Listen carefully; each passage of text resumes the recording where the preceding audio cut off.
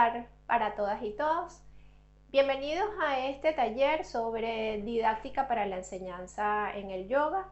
Es un taller que hemos dividido en dos partes. Una primera parte que van a ver que es un poco más reflexiva, de indagaciones internas, un llamado y quizás una posibilidad que algunos a lo mejor ya han hecho de alguna manera, pero aquí hemos querido recoger algunas reflexiones más sistemáticas o sistematizadas más bien, que nos hagan ir hacia adentro, que nos hagan reflexionar, que nos hagan inclusive meditar. Pueden meditar con algunas de estas preguntas en relación a qué nos ha movido y qué nos sigue moviendo. En primer lugar, para ser practicantes de yoga, y en segundo lugar, para querer ser instructores o querer ser profesores y guiar o acompañar a otros en su práctica y en su desarrollo.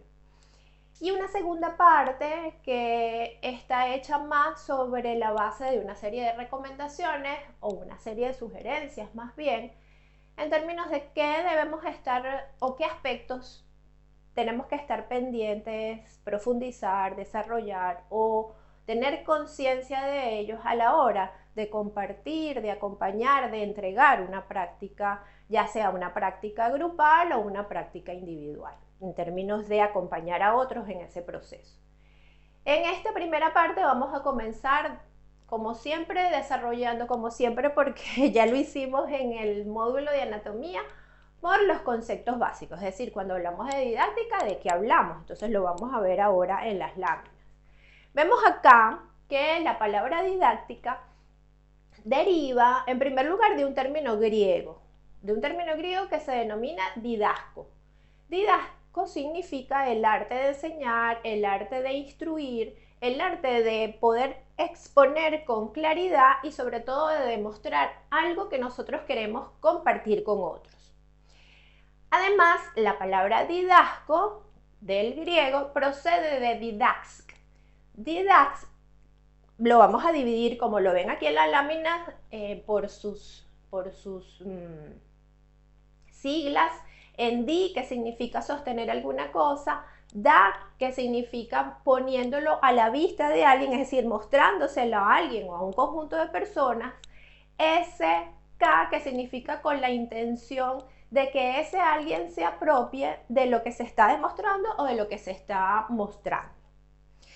La didáctica también es importante decir que es una disciplina de una ciencia mucho más compleja que es la pedagogía. La pedagogía es la ciencia del proceso de enseñanza-aprendizaje o más bien del acto de aprender, porque quien aparentemente enseña, o sea, quien entrega un conocimiento, quien entrega una instrucción, quien da una demostración, no solo enseña, sino que también aprende. Es decir, es un acto bidireccional mucho más complejo que dar y recibir solamente. Es más que esa suma de las partes. Por lo tanto, la didáctica es una disciplina de esa ciencia compleja que es la pedagogía. Hay algunos autores que han hablado de cuáles son algunos de los principios didácticos en el momento de entregar, de demostrar o de compartir información, conocimiento, prácticas en general. Y estos principios comienzan por la observación. Hay de los aspectos importantes cuando uno se desarrolla o va aprendiendo en el camino espiritual a acompañar a otros, es el arte y la competencia y la característica de aprender a observar los detalles, además los mínimos detalles, desde lo aparente hasta lo energético. Y lo energético tiene que ver un poco con la observación más intuitiva, que vamos a ver que también es un principio didáctico. Por lo tanto, es importante que cuando estamos entregando una práctica, cuando estamos compartiendo una práctica o guiando una práctica de yoga, nosotros estemos inmersos en el proceso de observación de los otros. De alguna manera hay una responsabilidad compartida en quien entrega la práctica y en el que está recibiendo la práctica, indudablemente, ¿no? Hay una responsabilidad de cuidado, de atención. Y cuando somos instructores o profesores, el acto de observar al otro y a los otros es fundamental. No solo para alinear, no solo para prevenir algún tipo de movimiento que pueda producir una lesión, sino además observar el ritmo respiratorio, observar los rasgos faciales, observar si en lugar de sonreír, pues están produciendo tensión en el rostro, entonces, y no solo en el rostro. Y esto además es una competencia que se va desarrollando también con el tiempo, ¿no? Otro de los principios didácticos es la comunicación. Y la comunicación también es un proceso muy complejo donde va más allá del acto de entregar y recibir, es decir, de hablar, de escuchar al otro, pero también de retroalimentar todo ese proceso, ¿no? Todo eso que se comunica, o todo eso que se verbaliza y lo que no se verbaliza también, es decir, la comunicación está formada por lo que decimos, pero también por todo lo que hacemos con nuestro cuerpo, o con nuestras expresiones, con el movimiento de nuestro cuerpo en general. Ahí obviamente hay diferencias individuales, hay gente que mueve más su cuerpo a la hora de hablar, hay gente que permanece más quieta a la hora de hablar, y esas diferencias individuales son válidas y bueno, y nos diferencia además como seres específicos, como seres individuales y como seres únicos principalmente. Otro de los principios didácticos es la intuición. Y la intuición es una competencia que se va desarrollando progresivamente. Tiene que ver un poco con anticipar, tiene que ver un poco con ese olor energético, por decirlo de alguna manera. Ese poder, de alguna manera, sentir sin necesidad de la interpretación, sin necesidad de hacer conjeturas, bueno, cómo nos sentimos nosotros y cómo está el ambiente en general en el cual nosotros estamos entregando o estamos guiando esa práctica. Otro de los principios didácticos es la apertura, que se relaciona también con la flexibilidad. No lo sabemos todo, nos vamos a equivocar un montón, nos seguimos equivocando en la vida y eso es maravilloso porque es una forma de aprendizaje también, ¿no? Y una forma también de sentir que somos humanos y que parte del ser humano implica, bueno, cometer errores, reconocerlos y aprender de ellos, ¿no? Sin culpa y sin victimización, eso también es fundamental. Otro de los principios didácticos es el respeto. Y el respeto pasa porque mi verdad no necesariamente es la verdad del otro. Mi realidad no es la realidad del otro. Acuérdense que todos tenemos filtros interpretativos de la realidad. Por lo tanto, lo que dice el otro, lo que genera el otro, lo que siente el otro, tiene que ser respetado y ahí no debería haber discusión, ¿no? Yo puedo estar en desacuerdo, sin embargo puedo respetar lo que el otro me va a decir, a lo que el otro no sintió en la práctica o sí sintió en la práctica, por ejemplo. Y otro de los principios didácticos fundamentales es la individualización. Como les decía anteriormente, somos seres únicos, podemos tener o podemos compartir características, pero tenemos un núcleo que nos hace únicos. Y ese ser único o esos seres únicos merecen entonces atenciones diferenciales. Es por eso que cuando somos instructores o somos profesores o estamos acompañando a otros en cualquier proceso, en este caso específicamente en el proceso de la práctica del yoga, es fundamental colocarse en la idea de que el otro tiene una serie de necesidades que no son las mías a veces, ¿no? Y que merece además ese trato individualizado.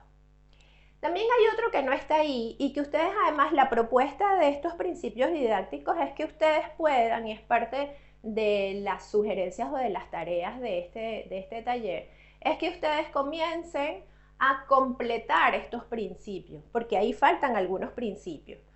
Uno de los principios que no está ahí es la empatía. La empatía es la capacidad es una competencia que vamos desarrollando que nos permite colocarnos psicológicamente en lo que está el otro experimentando o por el proceso de vida que pueda estar experimentando el otro o por la situación particular que pueda estar viviendo el otro, ¿no? Y eso, bueno, es una característica o una competencia o una habilidad que se va desarrollando o que se puede desarrollar, ¿no? La empatía pasa por, obviamente, la observación, pasa por el desarrollo de la escucha, pasa por el respeto, pasa por ser flexible, es decir, está formado por otras competencias que ya hemos visto y que son principios para el proceso de enseñanza-aprendizaje o para el acto de aprender. Les sugiero entonces, o mi propuesta es parte de que parte un poco de estos principios, es que completen esta lista con los que ustedes creen que puedan ser otros de los principios necesarios para guiar o compartir la práctica del yoga con otros. Otro de los aspectos fundamentales, y como lo ven acá en la lámina, el aprendizaje en el yoga no es un aprendizaje lineal, o al menos así lo han señalado muchos maestros. No está sujeto solamente al paso del tiempo, es decir, a cuántos años tengo yo en la práctica, o a la práctica en sí mismo, únicamente. Es decir, como no es un proceso lineal, no estoy diciendo que no sea importante la práctica diaria, que no sea importante la disciplina, fundamental, no solo para la práctica del yoga, sino para la vida en general, ¿no? Pero no es algo acumulativo, no es aquel que hace más o que tiene más tiempo, no va a tener mayores resultados que otro. Además que no se utiliza la comparación, es decir, no hay una persona que tenga más o menos. Existen personas que tienen experiencias de aprendizaje, experiencias espirituales, experiencias de crecimiento y sobre todo experiencias del desarrollo de la conciencia, que es finalmente lo que buscamos con este camino espiritual, ¿no? En relación a la práctica del yoga se dice que es un aprendizaje más orgánico. ¿Y a qué se refiere lo orgánico? Que ustedes probablemente lo van a escuchar mucho, los que han hecho otros cursos lo han podido además inclusive conocer. El aprendizaje orgánico se trata de que es un aprendizaje más desde la comprensión, más desde cuando crecemos de forma natural, de forma armónica, congruente. Y eso es lo que significa el descubrimiento en la práctica del yoga. Va más allá de sentirnos bien o regular o mal o tenso o relajado en un asana. Es utilizar el asana para ir hacia adentro. Y cada uno de esos asanas que practicamos, además no van a ser iguales en cada práctica ni en cada día. Por eso decimos que el aprendizaje en el yoga no es una cosa lineal, porque además nuestra vida en general no es lineal, es orgánica. Y en la medida en que somos más, o sea, en que podemos brindar una guía, un acompañamiento, una práctica de yoga mucho más centrada en ir hacia adentro, en la comprensión de lo que me está pasando, porque además asumimos las prácticas, entre comillas, psicofísicas o de asanas como la vida misma. Es decir, nos podemos volver competitivos con las asanas, a ver quién lo hace mejor, y justamente por ese camino no va, pero muchas personas o algunas personas puede que vivan la práctica de esa manera porque tiene que ver con algunas características de esa persona o de esas personas, ¿sí? Puedo inclusive utilizar asanas cada vez más difíciles para retarme, y el reto no es bueno ni malo, es una característica también. Entonces, la práctica del yoga o la práctica de los asanas en yoga se vive y se experimenta desde donde cada quien es y desde el ser más profundo. Y eso es importante tenerlo presente a la hora de guiar una práctica, no para decirlo, sino para que nosotros sepamos que eso va a pasar y que habrá momentos en los cuales, aun cuando hemos practicado algún conjunto de asanas, unos días nos va a salir alineado, fluido, y otros días no.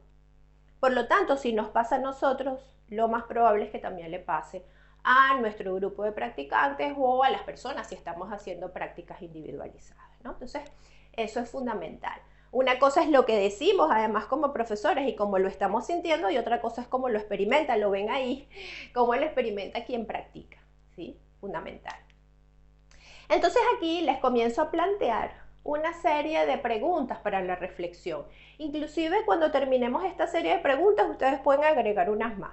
Así que les sugiero que ese cuaderno, ese conjunto de hojas o como ustedes estén llevando esta formación, tomen un espacio de ese cuaderno para estas preguntas y que estas preguntas las incluyan no solo desde el punto de vista del pensamiento, de la razón, sino sobre todo que las dejen estar en ustedes, que lo hagan desde el ser, desde el conocimiento del ser, más que desde la razón.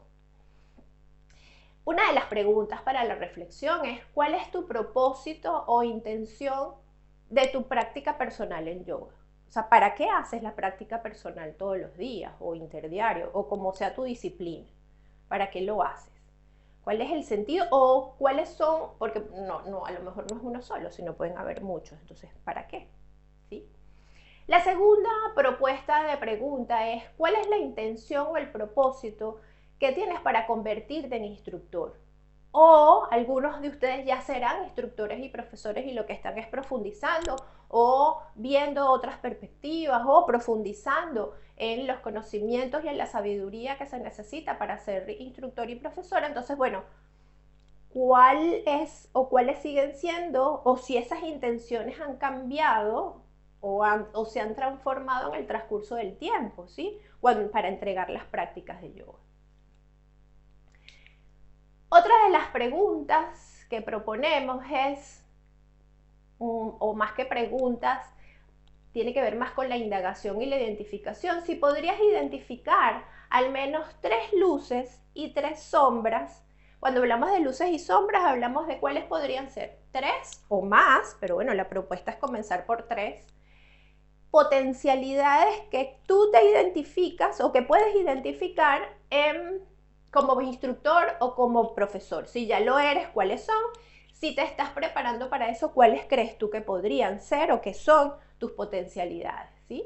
¿Y cuáles son las sombras, o sea, 3 aspectos de tu estructura, de tus características que podrías mejorar como instructor o como profesor?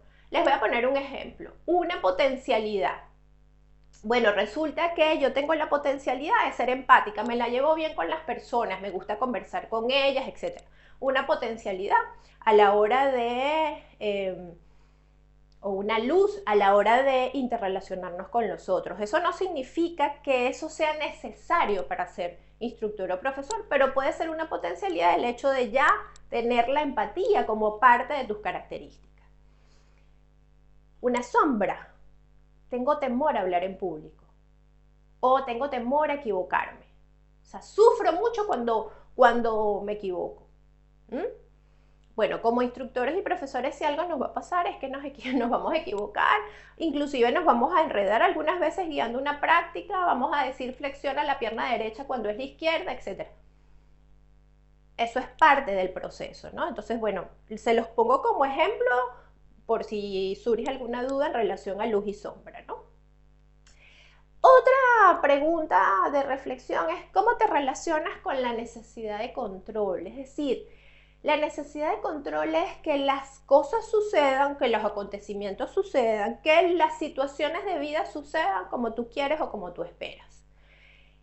Cuando nosotros somos instructores y profesores, queremos que la práctica que vamos a entregar o que vamos a guiar sea de determinada manera, además la estructuramos de determinada manera, que fluya como nosotros queremos, etc. Y a veces entramos al shala o entramos al área donde vamos a guiar la práctica y a veces tenemos que cambiarla. Toda la estructura que teníamos organizada, y van a ver que eso les va a suceder, y los que dan clase seguramente tendrán muchas experiencias en relación a que esto sucede, ¿no? Bueno, entonces, ¿cómo te manejas no solo con la flexibilidad, sino con, bueno, yo quería que esto sucediera así, esta práctica iba a ser de determinada manera y tuve que cambiarla o hay que cambiarla, ¿no? Otra de las preguntas para reflexionar tiene que ver con cómo me relaciono yo con los juicios. Con los juicios, indudablemente, hacia mí mismo en primer lugar, pero hacia los otros, ¿sí? El tema de los juicios es importante porque el cómo yo me relacione con los juicios, mi capacidad para enjuiciar, mi capacidad de comprender al otro va a evitar o va a propiciar cómo yo me comporto o cómo yo guío una práctica, ¿sí? Eso lo vamos a ver después y cada uno de ustedes se dará cuenta, ¿sí? ¿Cómo te acercas o cómo crees tú que te acercas a los demás? En 3 maneras. que son las maneras sutiles. ¿Cómo te acercas energéticamente? ¿Cómo te acercas mentalmente con tus pensamientos? ¿Y cómo te acercas desde tu emocionalidad al otro? Porque esos aspectos que son completamente invisibles, es decir, que no podemos ver en la práctica, están presentes en todos los intercambios humanos. Y más cuando guiamos o entregamos una práctica de yoga. Por lo tanto, mientras yo esté más consciente de la energía que estoy manejando en el momento presente, de mi estado de pensamientos y de mi estado emocional, va a ser fundamental para la transparencia en una práctica. Somos seres humanos, o sea, no somos seres, bueno, no al menos que yo sepa, a lo mejor algunos de ustedes no lo sé. No somos seres iluminados, somos seres humanos, por lo tanto, no siempre vamos a estar en las mejores condiciones, entre comillas, si hay mejores condiciones para guiar una práctica. Por lo tanto, es importante estar consciente de cuál es mi estado en esos tres niveles, o en esas, más que niveles, en esos tres espacios de funcionamiento, porque eso se siente y se transmite. Y es válido entregar una práctica estando triste. Bueno, porque no necesariamente siempre vamos a estar entusiasmados. Parte además de trabajar con las emociones, que es justo la pregunta que viene ahora, ¿sí? Tus emociones, nuestras emociones, ¿las puedes identificar? ¿Las podemos identificar fácilmente? Cuando las identificas, fluyes con ellas así no te gusten. Si las identificas, ¿cómo te ocupas de atenderlas o experimentarlas? ¿Qué haces cuando te das cuenta de que estás experimentando cualquiera de las emociones? Alegría, tristeza, rabia, amor, entusiasmo, muchas emociones, ¿no? Además, las emociones van cambiando muy rápidamente, ¿no? O sea, muy rápidamente a lo largo del día, ¿sí? Porque tienen que ver con lo que nos pasa, tienen que ver con la interpretación de lo que nos pasa, de lo que sentimos, además de cómo fluimos con la energía. Y eso es lo que nos hace, parte de eso es lo que nos hace humanos. Entonces, el trabajo de las emociones también es fundamental, ¿no?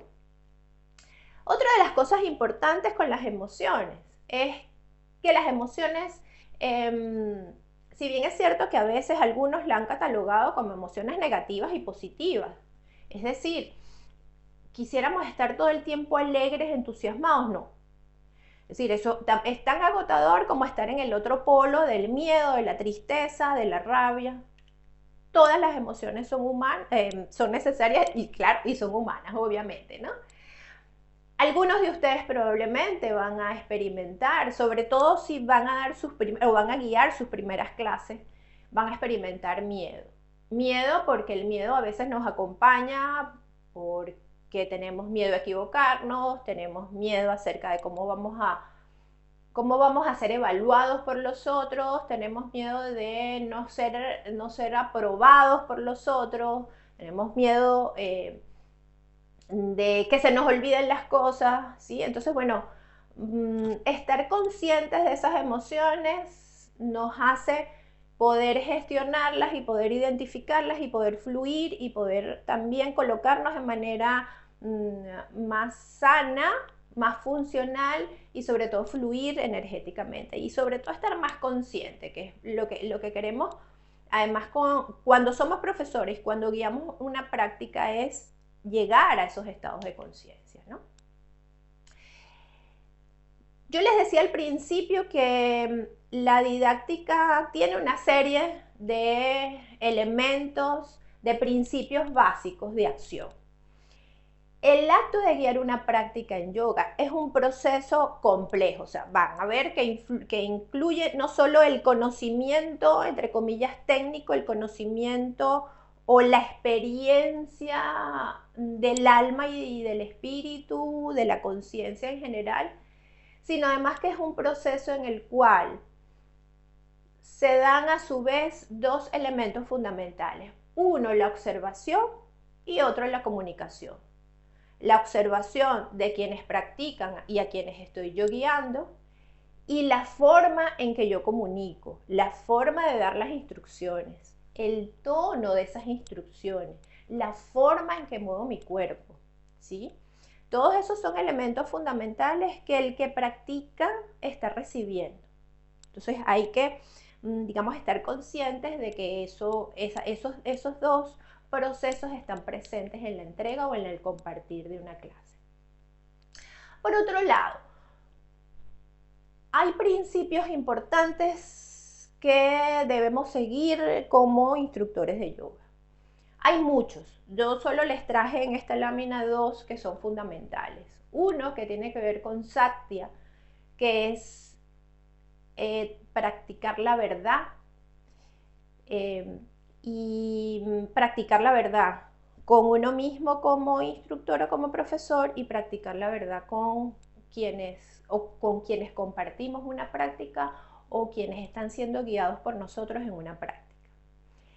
Y el otro principio fundamental es Ahimsa, el no daño, la no violencia, que parte de nosotros mismos en primer lugar, del cuidado, del autocuidado y del no daño a otros, es decir, y esto creo que lo van a ver además en el transcurso de la formación, no enseñen lo que no han practicado, no enseñen lo que no tienen incorporado en su práctica, ¿sí? Porque se trata de no daño para mí y de no daño para el otro. Y hay un principio también importante que van desarrollando los practicantes, que es justamente esta hincha para ellos, es decir, los practicantes también tienen una responsabilidad en el cuidado de su cuerpo, en los límites de su cuerpo en el caso de la práctica, ¿no? Y eso, bueno, hay que también entregarlo durante la guía de la práctica. Este pensamiento no es mío, es de Yogi Do, que es un profesor de yoga que vive aquí en España. Es venezolano, pero vive aquí en España, igual que yo. Él dice que no existe el que enseña y no existe el enseñado, solo existe el acto de aprender. Cuando nosotros guiamos una práctica, el aprendizaje es de todos. Es de quien entrega la práctica o de quien comparte la práctica o guía la práctica y de quien está recibiendo. Aprendemos todos, por lo tanto, más que uno y el otro es el acto completo del proceso de aprendizaje que va más allá. Recuerden que el asana es un vehículo corporal para llegar a un estado de conciencia. Por lo tanto, fíjense que hemos recorrido parte de preguntas reflexivas en relación a, bueno, ¿qué nos trajo aquí? Y qué nos sigue trayendo en nuestra formación como instructores y profesores. Y bueno, algunos principios básicos de la entrega o del compartir de la práctica. Namaste.